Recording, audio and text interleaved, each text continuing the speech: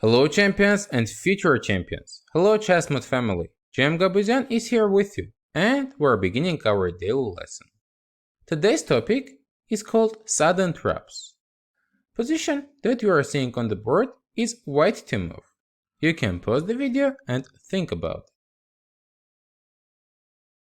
I have a little surprise for you.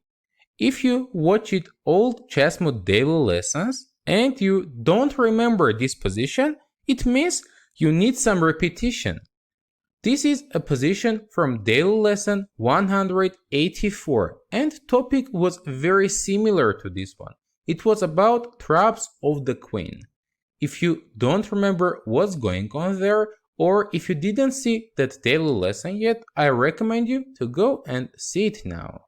And today we are going to cover sudden traps of other pieces. Since you can see this position in another video, let's now go ahead to see our next position for this topic. Now we are watching a position played recently among Anand by white against Kramnik. They were playing it in a special game where there is no castle allowed. Here it's white to move, and that is the reason white king is staying in the center. But white has a very nice idea. You can pause the video and try to find it. Here white is going for this bishop on a7. How we can determine that this bishop is going to be trapped? When we pay attention how many available moves this bishop is having, we will see that only one now. What white is doing? Giving a check with the tempo, and after a king goes to h7, we play queen a8.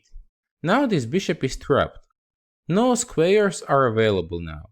If black does nothing here, they are losing a piece. Trying bishop e3 looks interesting, but it's not working out in practice.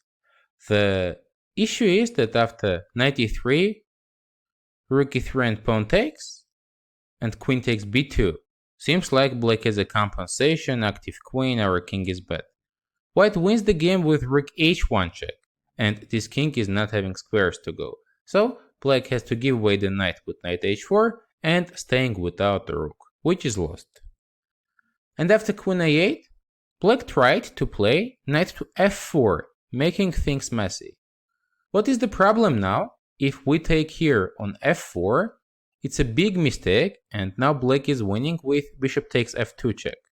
If we make a move with our king to d1, we are losing the rook.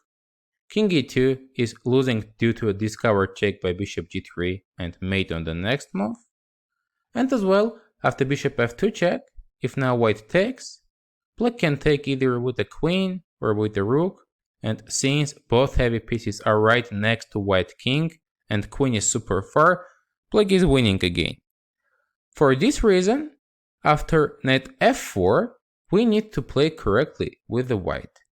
You can pause the video and think, what would you play here? White is deciding to capture the piece. What is the value of this? We're now staying with an extra piece, as well threatening to take on f4, so black has to make a move. And our queen is being little closer, since now it's joining the game through this diagonal. Here black plays knight d3 check, king e2. Now rook f2 doesn't make sense, as we can take. If queen takes, we're capturing the knight, staying with two extra pieces. And here, if knight takes on f2, it's not so dangerous. Here white can go back with the queen to d4 square.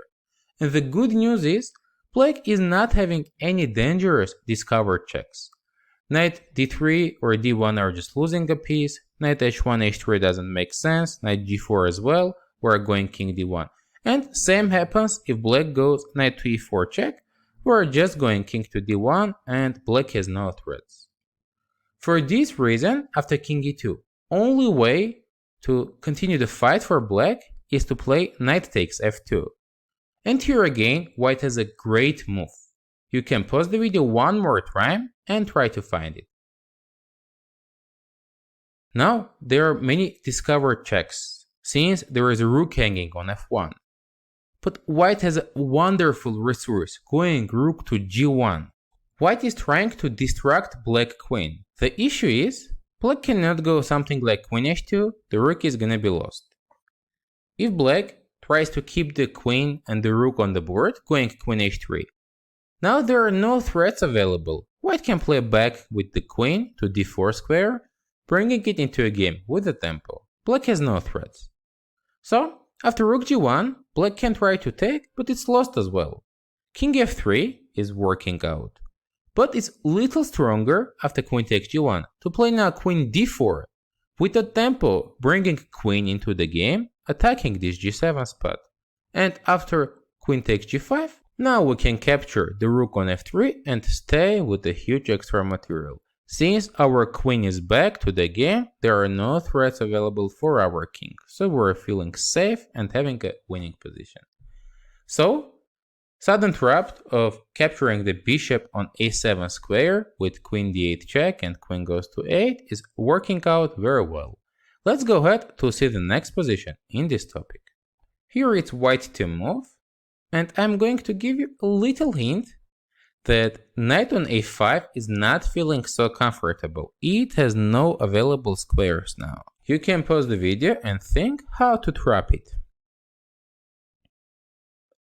If you go now c4, it's attacking the knight, but the issue is black has the b6 move. Now knight is protected, and as well it's getting a square on b7. Later on going to c5, which is a very nice outpost. This means we need to play differently. White goes here, queen to e4, attacking h7 and threatening a checkmate. And after black goes g6, we have queen b4 move. It's a double attack on the knight and on the queen. There is no way but to take for black, and after c takes b4, now this knight is trapped. No square on b3, no square on c4, no c6, and it's gonna be lost. So white is winning with the nice queen e4 and queen b4 maneuver with the double attack. White is creating a sudden trap and winning a piece. Let's go ahead to see our next example. This one is also from a recently played game among Anish Giri against So Wesley. In this position, black went rook e8, which was a decisive mistake. Try to figure out what's the issue with this move and how to win this with white. The beginning is queen takes e8, knight takes, and now rook e8 check.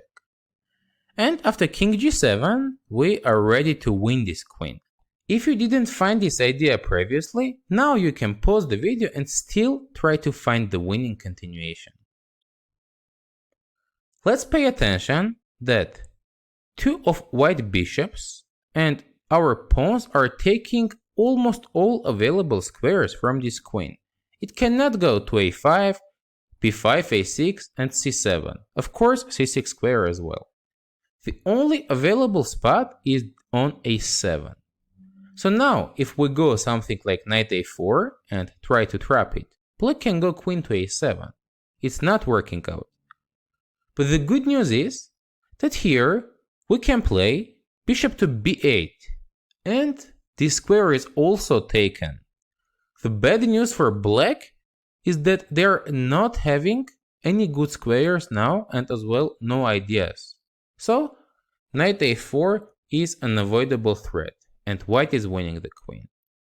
After bishop b8, black can try to play bishop d4 with an idea after c takes d4 to play queen b4. This one is also lost. Now white has 3 pieces versus the queen. After bishop takes d4 here, white can go knight a4, bishop f2 check, and king h1, and still queen is not having available squares.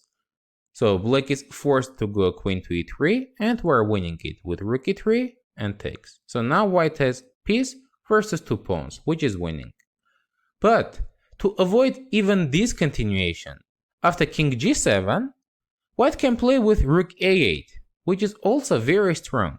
And this time, after bishop takes d4, knight a4 and bishop f2 check, white, instead of staying with an extra piece, is staying with an extra rook. Here is the difference. When we go king to h1, white bishop is the piece controlling e3 square, and if black goes now queen e3, and we take back. we have now rook versus 2 pawns, which is much easier winning than with a piece. Let's go ahead to see the last example in this topic. We have an interesting middle game now, and it's black turn. You can pause the video and think how to continue here. The strong move is pawn to e4. And if you are questionable what happens after bishop takes e4, I will offer you to think after knight takes and queen e4. Black is using the fact that knight is located on h4. Going g5 move now. White cannot go knight to f3 as bishop f5 is trapping this queen. It has nowhere to go. All of the squares are captured by black bishop and the pawns. For this reason, after e4, white cannot be taking, but the bishop on d3 is under attack now. And if white goes back bishop to e2, g5 move is still trapping this knight. With e4 move, we're taking this f3 square away, and still winning the piece in this case. So for this reason, the beginning e4 move is winning for black. Now, let's go ahead when you will get your test position for this topic. In this position, it was white to move, and I will ask you, what do you think about rook e7 move in this position? Is it a good one for white or it's not? You can share your thoughts and ideas how to play here as black in the comments section below. Jem Gabuzyan was here with you. Thank you for your subscriptions, likes, and sharing this video with your friends. We appreciate it a lot. See you next time during our next daily lessons.